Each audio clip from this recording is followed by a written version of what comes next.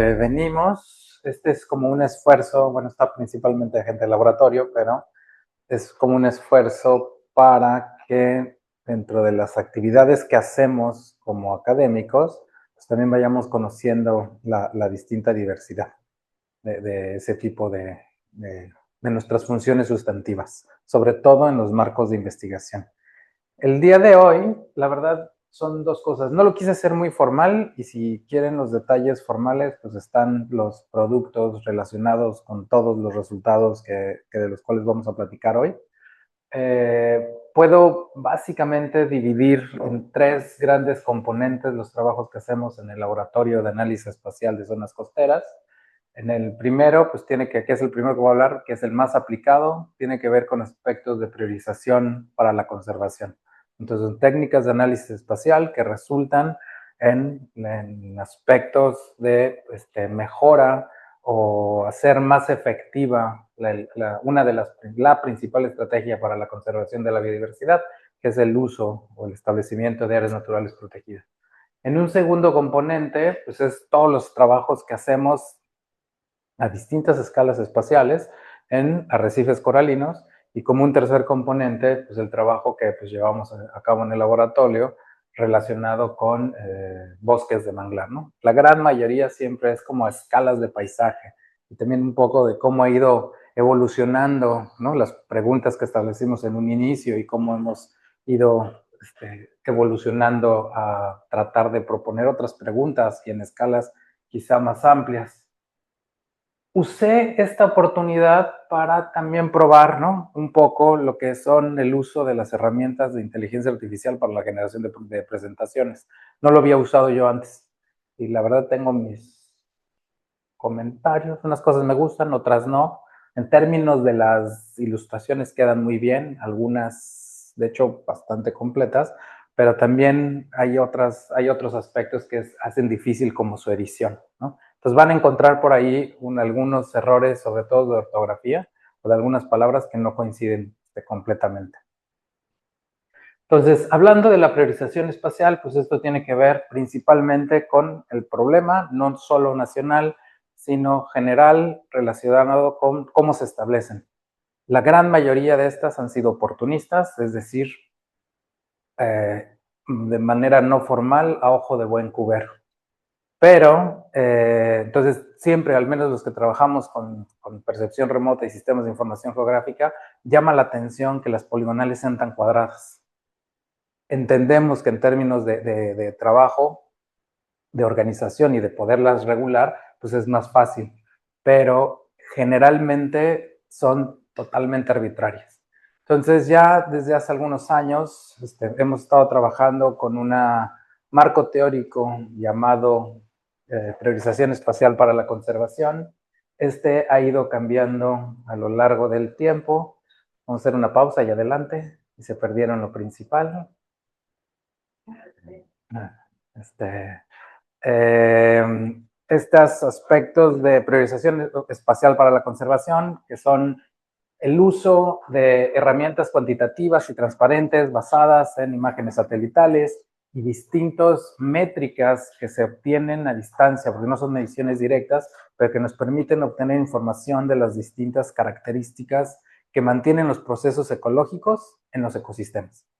Entonces, es una herramienta bastante útil en términos visuales, y ahorita lo podemos ver, que se basa principalmente primero, en el uso de mapeo temático. Aquí, pues, utilizamos técnicas de análisis que van desde el preprocesamiento hasta el análisis de datos multiespectrales, de las matrices de datos que componen las herramientas, las imágenes de percepción remota. A los alumnos siempre les digo esto, ¿no? Utilizar una imagen satelital para hacer una figura 1 es el equivalente a usar un rotomartillo para poner un clavo.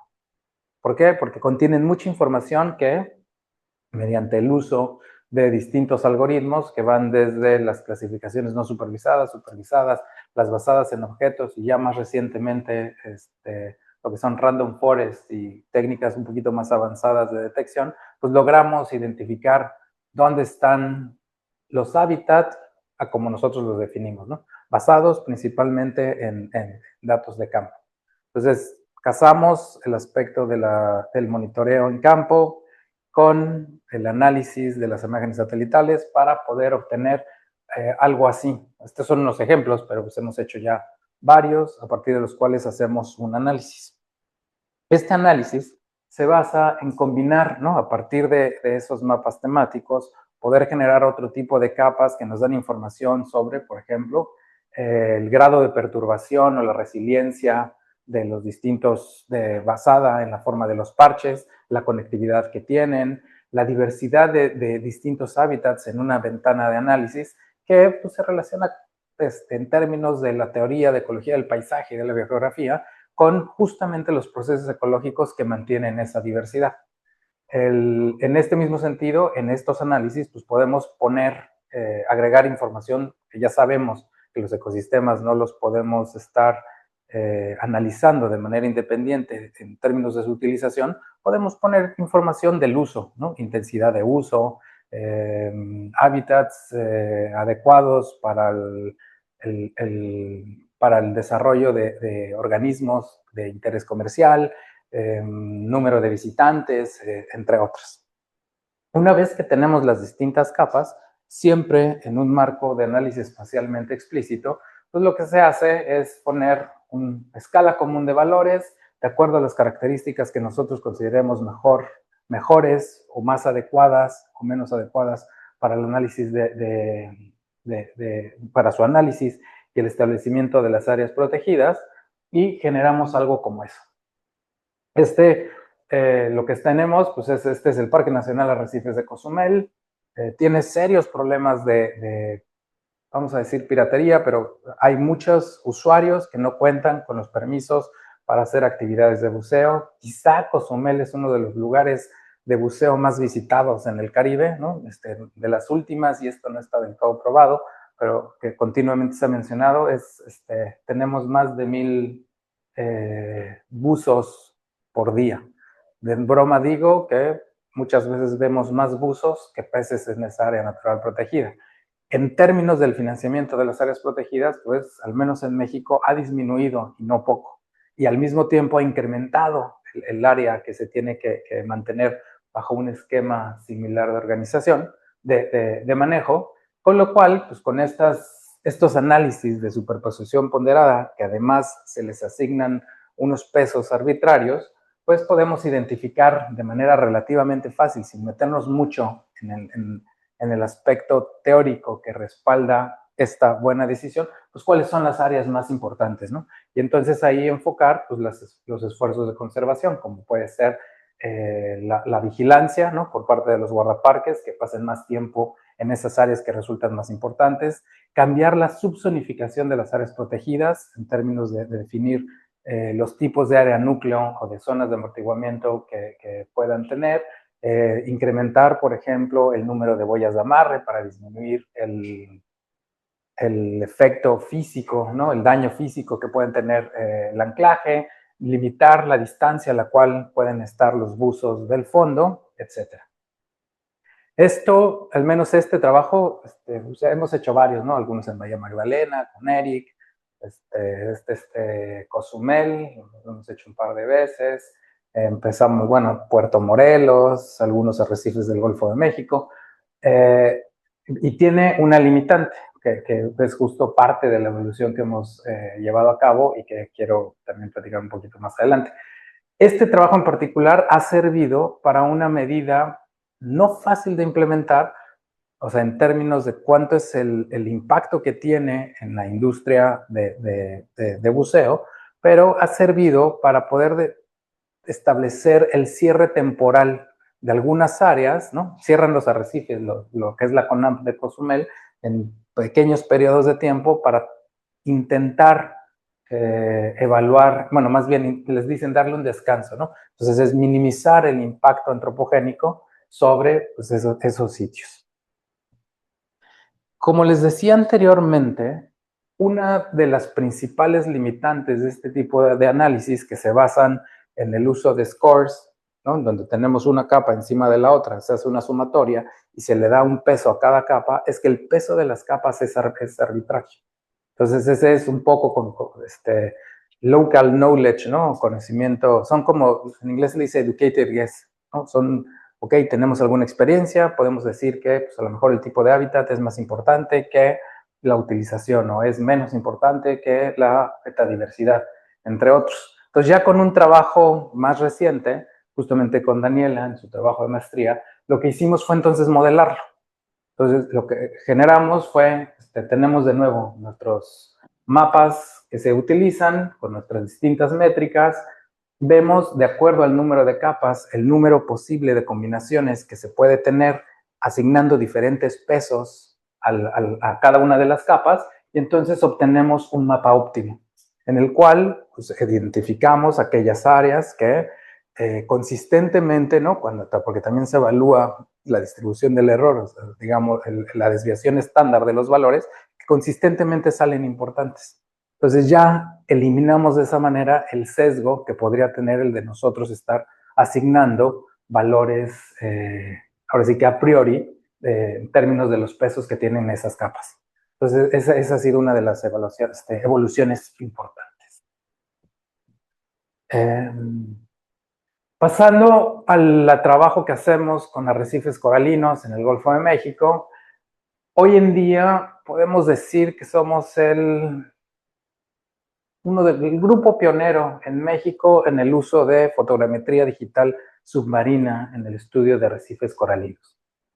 Básicamente, estas son unas técnicas que vienen desde las zonas terrestres, que las empezamos a poner en el ambiente marino.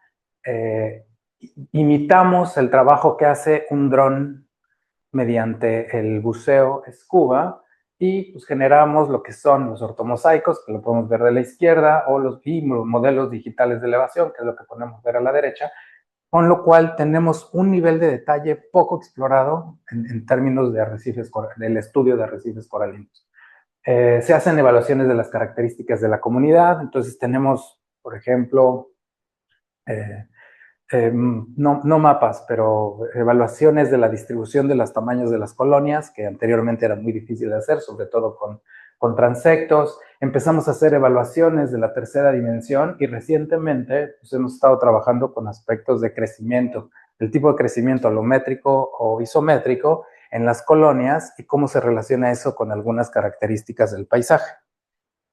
Y no me voy a tardar mucho, pero pues eso es más o menos un ejemplo de lo que se obtiene, ¿no? Entonces, son varios miles de fotografías que obtenemos en trabajo de campo mediante el buceo scuba. Utilizamos varias marcas que nos sirven posteriormente para poder calibrar nuestros modelos. Aquí la ventaja, ¿no? Para los que no trabajan con ortomosaicos, es que un ortomosaico nos permite tener mediciones precisas o con un nivel de precisión conocido para poder determinar, por ejemplo, la cobertura de coral. Al compararlo con trabajos, que es lo que hemos estado estudiando con Eric, ¿no? Como parte de su doctorado, pues ha sido, o sea, uno de los primeros, pues tenía que ver con cómo se comparan este tipo de metodologías novedosas en arrecifes con los métodos tradicionales en el estudio de arrecifes coralinos. Claramente vimos que la fotogrametría tiene mayor sensibilidad a las especies poco comunes, tiende a dar evaluaciones o datos menos altos en términos de cobertura que los métodos tradicionales, o sea, de manera consistente y probado de manera estadística. O sea, normalmente con los transectos, y es obvio, ¿no? Pues al tener un casi censo comparado con un transecto y mediciones puntuales en un área mucho más pequeña, pues tenemos entonces sobreestimaciones de la cobertura de coral, que sabemos que es un componente importante en el estudio de los arrecifes. Esa es, digamos, una de las métricas que nos habla bien de cuál es su condición. También hemos determinado el tamaño necesario para poder obtener una muestra representativa en las áreas de estudio. Esto es importante porque imagínense estar procesando miles de fotografías que posteriormente necesitan ser analizadas al día de hoy aún en el laboratorio a mano por parte de unos expertos, pues son varias semanas, si no es que meses, en términos de su análisis. Sí, bueno, hemos visto que al menos para el Caribe se necesitan alrededor de 380 metros cuadrados de análisis. Necesitamos sacar una parcela de 380 metros cuadrados. No hay hoy en día un gold standard, un establecimiento obviamente esta técnica se empieza a usar pues, se usa en varios lugares del planeta, pero, por ejemplo, la evaluación de las áreas es diversa, ¿no? Entonces, los de la NOAA usan 100 metros cuadrados y a veces obtienen, al comparar justamente con métodos tradicionales, sugiere que es equivalente, pero nosotros sabemos que necesitamos al menos 380 metros cuadrados para poder obtener un valor representativo en el Caribe.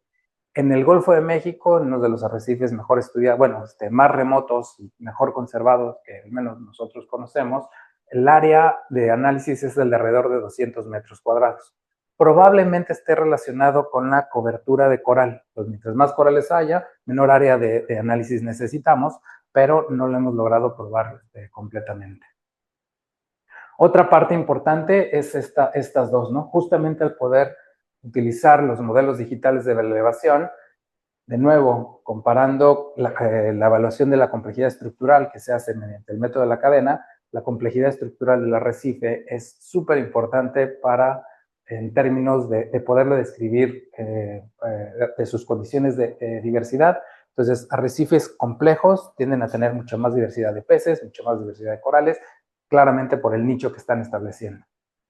Arrecifes poco complejos que han perdido cobertura de coral, que empiezan a tener alta cobertura de macroalgas, que se empiezan a erosionar, pues pierden esa complejidad estructural y pierden su diversidad y los servicios asociados a esa diversidad.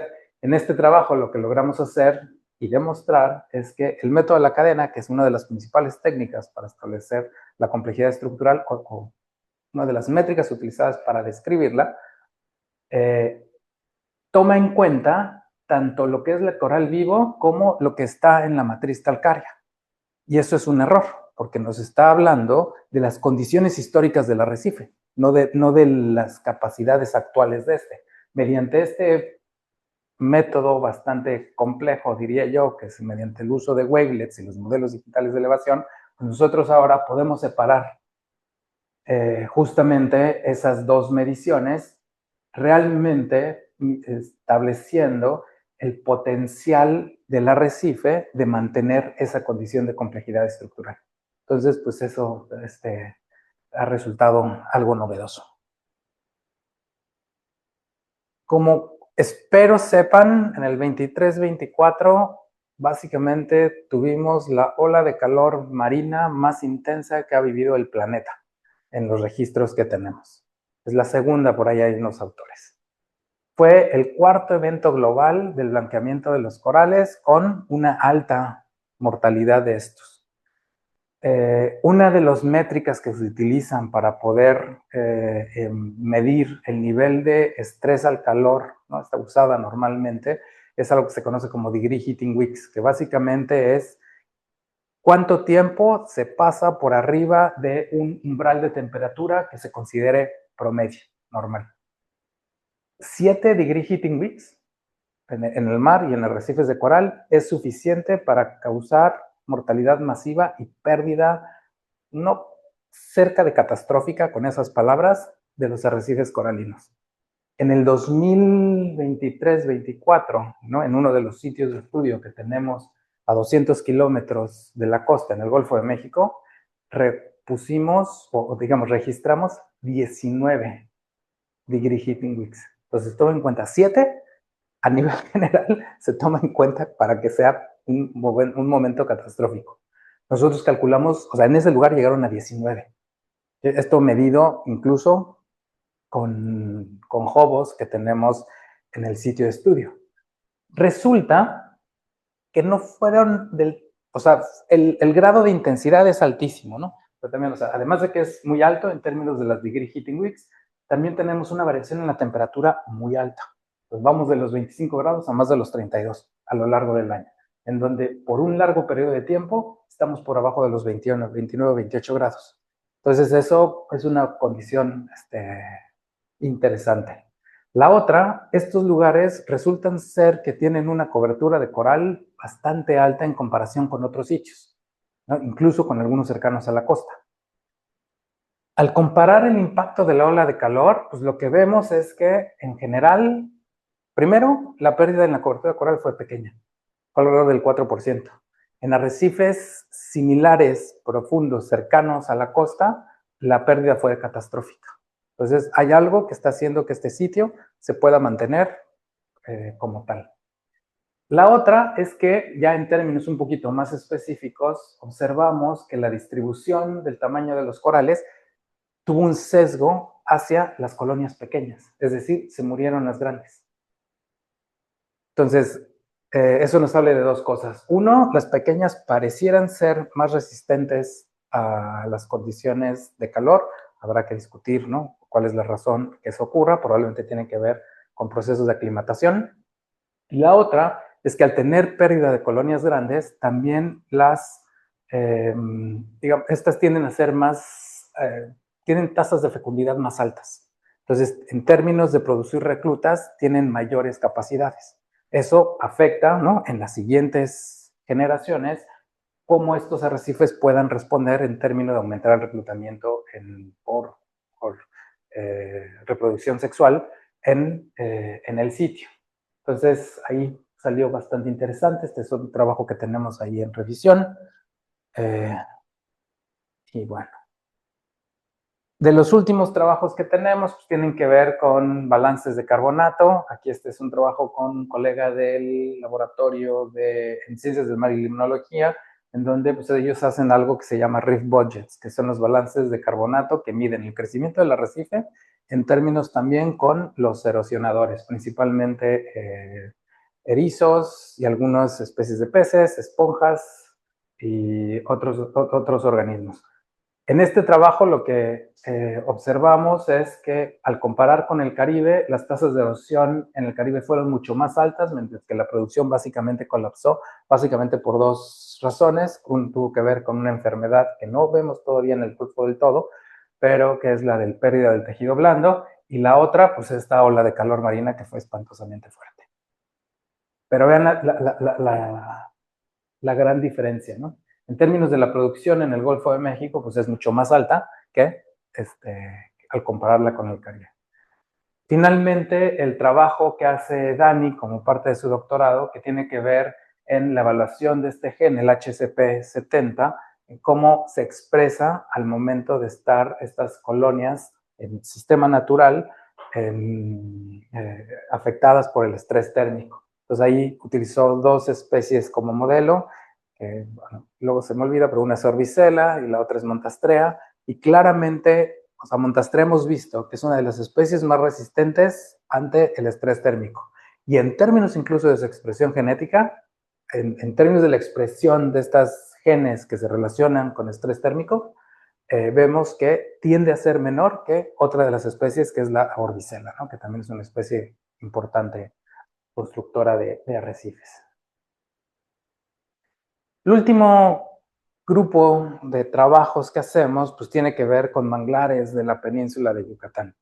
Entonces ahí uno de los primeros trabajos evaluamos las tasas de cambio en la costa norte y su relación con algunas variables ambientales. Esto así enfrente de la reserva del Palmar, casi llegando hasta Chuburná, o sea, una escala relativamente pequeña.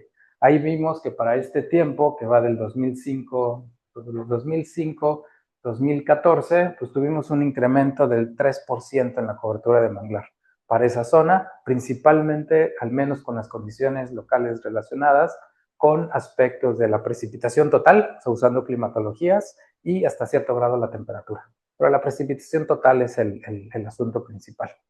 De ahí, pues quisimos brincar a otra escala. Entonces, hoy en día, el trabajo que hacemos con manglares es principalmente a escalas de península de Yucatán.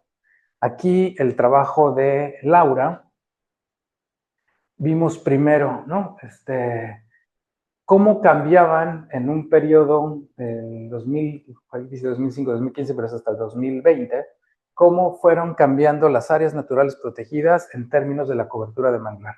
Calculamos las tasas de cambio y tenemos una cosa hermosa que nos gusta a veces tener en términos de, así cuando nos salen unas gráficas que decimos, esta es como para libro, y es esta, ¿no?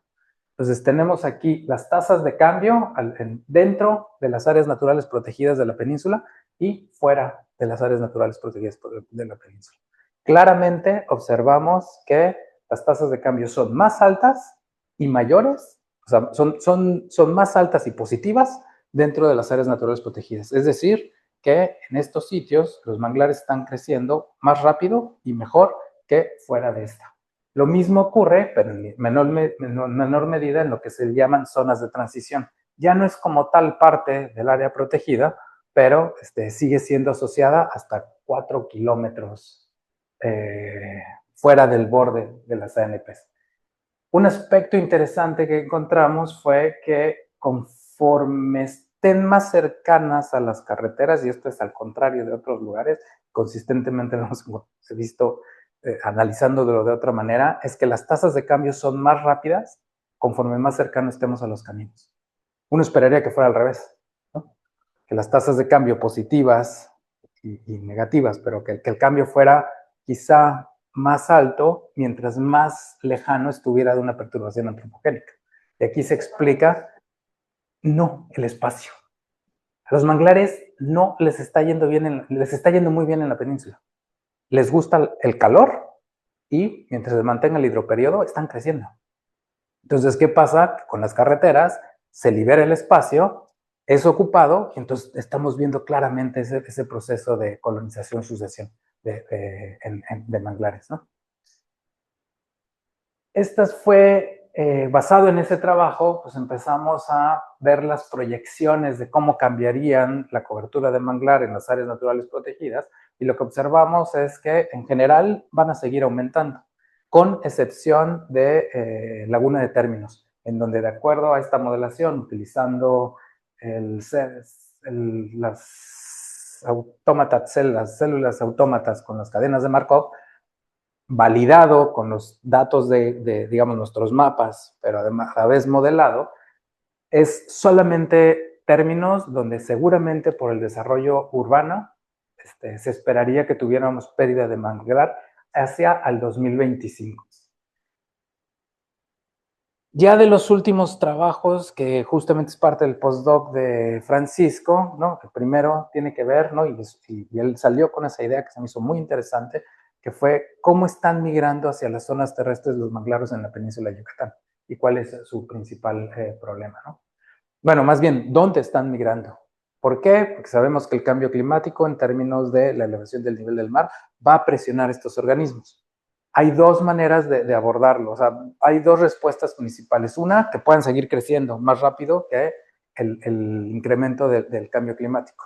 Y la otra es que se puedan mover, bueno, la otra es que se mueran, o sea, se ahoguen, o la tercera, que se puedan mover tierra adentro. Y entonces claramente identificó las zonas en la península de Yucatán donde tenemos una migración terrestre que no es poca, son de varias miles de hectáreas, y los rangos a los cuales esto está ocurriendo, que más o menos está entre los -2 y 1.5 metros sobre el nivel del mar. A partir de ahí, otro de los trabajos tiene que ver con cuáles son los principales factores que están influyendo en esta migración terrestre. Aquí claramente uno de los que llama sobre todo, bueno, encontró varias métricas, ¿no? Como por ejemplo el índice de acumulación hídrica, que explican esa migración terrestre con un muy alto nivel de certidumbre. La que nos llama mucho la atención es la complejidad de los parches. En ecología del paisaje, los parches menos complejos son como los que tienen las mejores condiciones. Son los que más nos gustan. ¿Por qué? Por las condiciones que tienen de interior, por el menor perímetro que tienen hacia las condiciones externas y por lo tanto menor probabilidad de perturbación. Pero resulta que en términos de la migración terrestre, los manglares con formas más complejas, menos compactas, son las que tienen las tasas más altas de movimiento hacia las zonas terrestres. Y eso seguramente se explica por el área de contacto, ¿no? Y capacidad de poder colonizar otras zonas. Las carreteras cercanas, de nuevo, salieron como un factor importante, así como los asentamientos urbanos.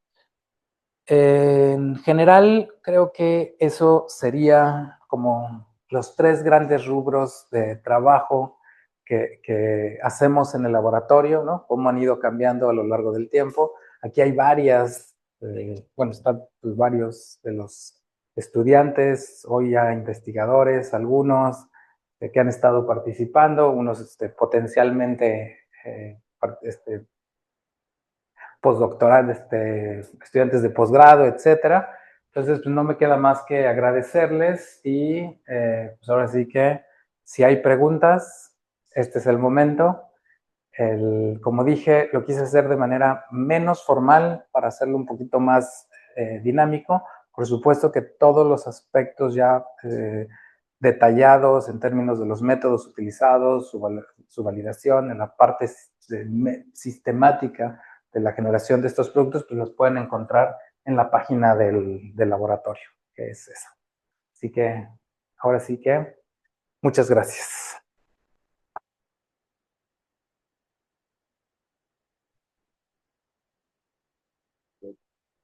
Yo quiero preguntar a Rodolfo, ¿cuál es la relación, si ustedes analizan la relación de los componentes sociales con esta recuperación del manglar o que algún componente social esté influyendo como el hecho de que la gente está deforestando? De manera indirecta y poco. Entonces, por ejemplo, cuando incluimos en los análisis de priorización sistemática la intensidad de uso, sería como un componente o sea, lo hemos logrado hacer, pero no de manera muy importante.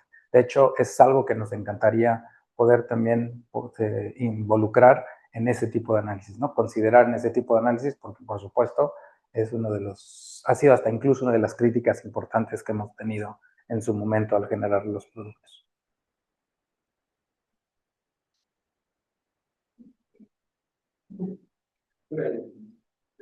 Sí, sí, sí.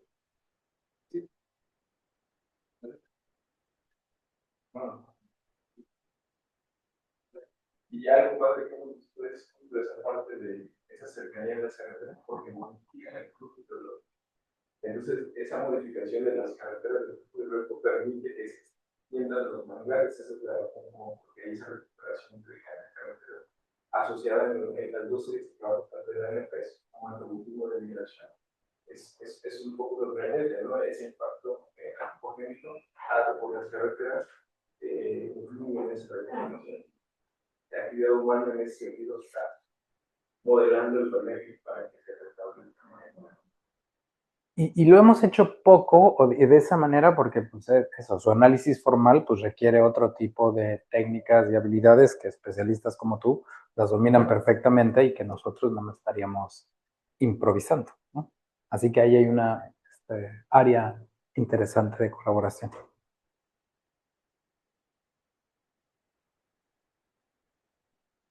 Yo tengo una pregunta. Lo de la regionalización, la zonificación y todo eso. Ajá. Bueno, sobre todo la zonificación, porque bueno, como usted se esta parte que el laboratorio trabaja, pues las subzonificaciones están muy curvas.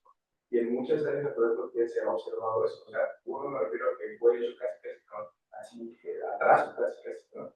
Entonces, en ese sentido, y es una cuestión más política, ¿cómo crees que se pueda incidir justo en la actualización de esos programas de gobierno? Es una pregunta no sencilla. Aquí hay dos aspectos. La zonificación y subzonificación, ¿no? Entonces, la zonificación es decir, es área núcleo o área de amortiguamiento. Se nos olvidó que las áreas de amortiguamiento, y no sé en qué momento ocurrió, que las áreas de amortiguamiento deben de cubrir a las áreas núcleo, justamente funcionando como un amortiguador de las perturbaciones antropogénicas. Pues ahora las zonifican, te ponen un área núcleo por acá y un área de amortiguamiento alrededor. La subzonificación, y eso es por la legislación mexicana, pues tiene ahí que las áreas núcleo son de dos tipos. Y las áreas de amortiguamiento creo que son como de 7 o 9 tipos, ahorita no me acuerdo exactamente. Para poder modificar la subzonificación es fácil porque se hace a través de los programas de manejo. La zonificación requiere un cambio a nivel del Ejecutivo, es decir, un decreto presidencial que, así como los criterios del SNI, salgan en el diario oficial de la Federación, ¿no? Sí ocurre, pero no es sencillo. En directo a la pregunta, hay capacidad. O sea, quieras o no, eso es algo que digamos, yo lo discuto mucho, sobre todo con las personas de la CONAM. O sea, la capacidad institucional, académica, humana, incluso hasta el dinero no sería un problema tan grande. Dos aspectos que creo yo son, uno es, creo que como miembros de la CONAMP están como constantemente apagando varias cosas, con lo cual enfocarse a una sola aspecto como es esta subsonificación no es sencillo. No todos. Esa es una. Y la otra es, pues, es también como está, ¿no? O sea, los programas de manejo se deben de actualizar cada 5 años y para actualizar un programa de manejo, al menos la última vez que lo vi, son 150,000 pesos y necesitas entregar el resultado en 6 meses. Muchas de esas actualizaciones se hacen con base a las revisiones de la literatura que no son en la literatura científica porque no tienen acceso a las bases de datos de Scopus, etcétera, son principalmente en la literatura gris. Entonces, ahí hay una limitante, ¿no? El número de tamaño de muestra que tienen luego para generar, por ejemplo, nuevas áreas naturales protegidas también tiende a ser muy limitado por algunas cuestiones. Entonces, es cuestión de irlos convenciendo. Sí se puede. Nosotros ya llevamos, al menos en la región, 4 zonas. Y hemos ya en el último trabajo involucrado a quien es hoy Mari Carmen, que es la directora de las políticas de conservación a nivel nacional. Entonces, ahí va el camino, pero falta mucho por avanzar. Pero tiene que ser así, como pianito, poco a poco. Cuando empiezas tú a hablar de sumas, restas, análisis de sobreslapamiento y ponderaciones, al menos las personas que no nos dedicamos a esto, pues inmediatamente como que empiezan se van por otro lado, ¿no? Entonces les cuesta trabajo como entenderlo. Ahora, poner mapas con colores, creo que es una buena idea en términos de poder transmitir la información. Y más ahora con las animaciones que podemos hacer de la inteligencia artificial.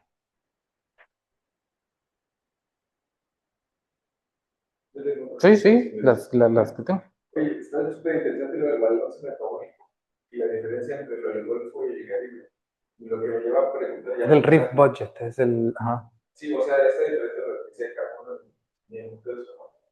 Pero entonces, ¿qué tanto el disturbio antropogénico interviene en eso? Pues, porque podría ser un argumento para reducir o para hacer más estrictos en las medidas de manejo sostenible con respecto al ecoturismo, por ejemplo, que se puede realizar en la zona del Caribe que no se pasa.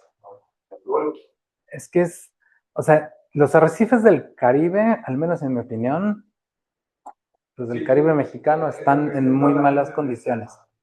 Pero, si nosotros vemos las políticas de conservación del Caribe mexicano, es un ejemplo a seguir. Tenemos la reserva de la biosfera del Mar Caribe y que si lo ves desde lejos, básicamente todo el Caribe mexicano está en un esquema de protección.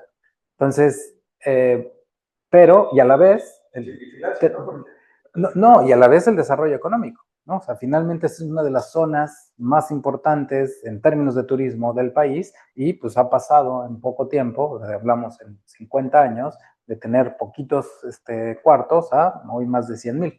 Y podemos ver claramente un gradiente de desarrollo que viene desde Cancún, Punta Nizuc, después empezó Tulum, ¿no? Con todo lo que ha ocurrido en Tulum en los años recientes y ahora van por Mahahual.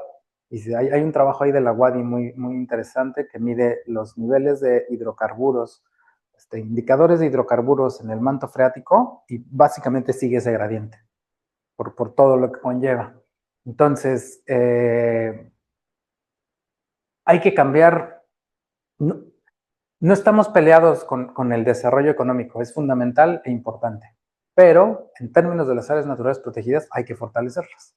Entonces, si esa es un área natural protegida, pues entonces estas son las reglas que se tienen que seguir para minimizar los impactos que debe de haber y pues no hay más.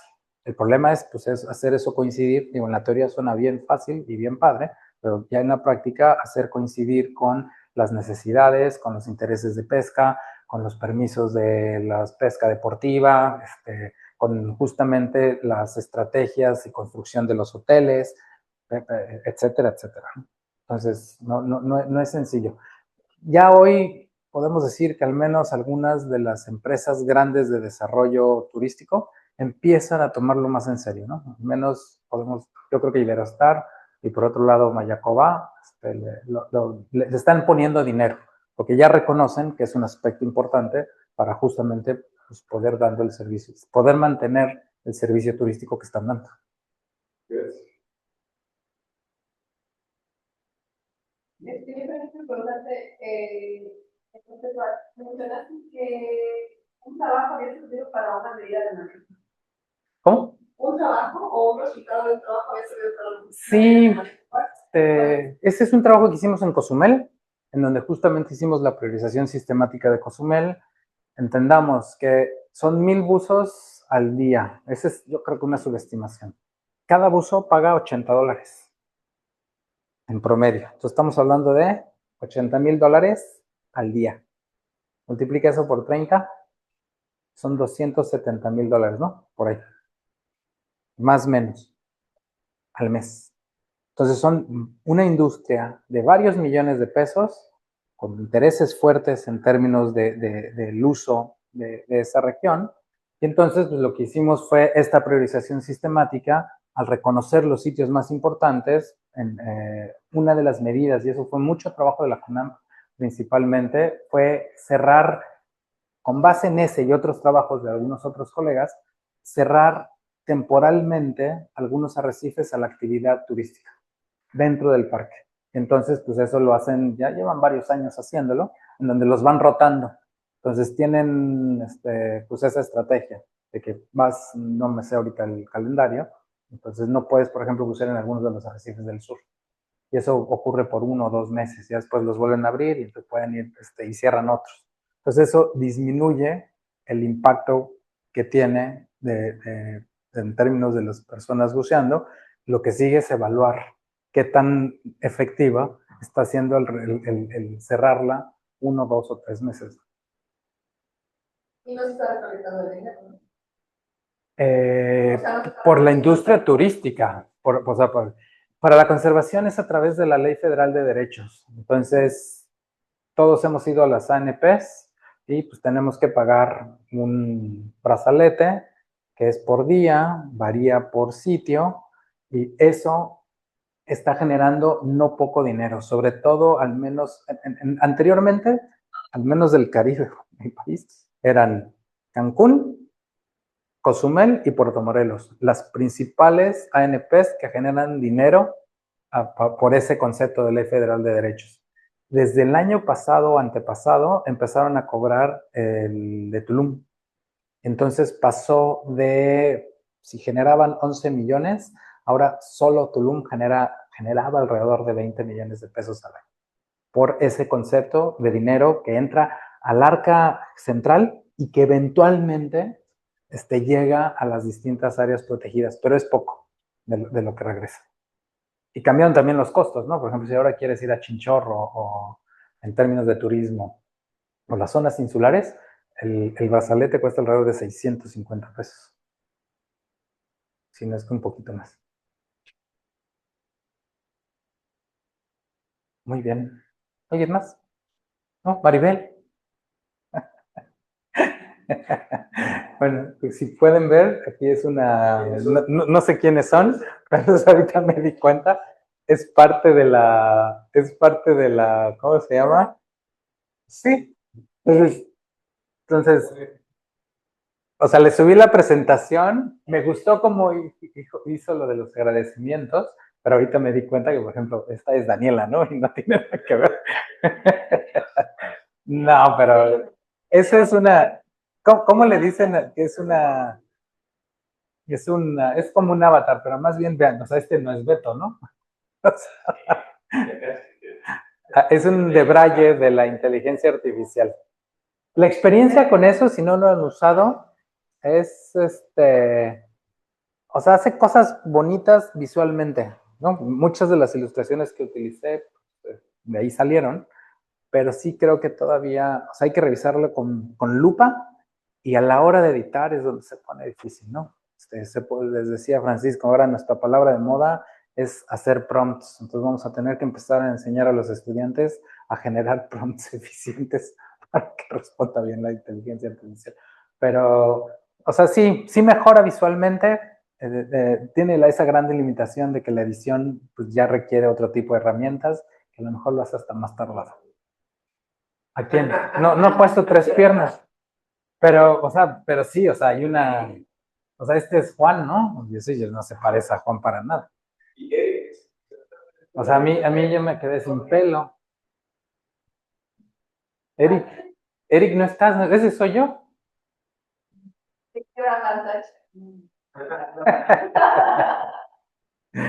Así que, pues bueno, muchas gracias. Seguiremos con esta serie de seminarios.